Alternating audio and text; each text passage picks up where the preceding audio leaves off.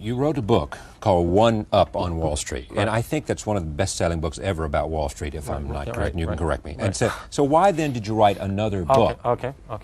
First of all, I was very lucky. I wrote it with John Rothschild. He made a big difference. But I think the reason I wrote it is I try to explain to people their great advantages, their edges they have, and that they should get involved in stocks, and they should do it on the right basis. This was on the first book, right? Yeah. And obviously, I didn't make a great impression because the percent of people's assets involved in stocks has gone down. In 1960, people had 40% of their financial assets, including their house, in stocks and mutual funds.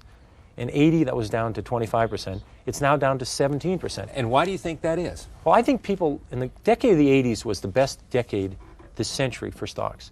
I think people managed to lose money in the 80s doing it themselves because their methods were so flawed. So I really feel as though I wanted people to understand. I don't want anybody to buy a stock. I'm saying if you're going to buy a stock, you should do certain things. If you're not willing to do these things, you should leave your money in the bank. Your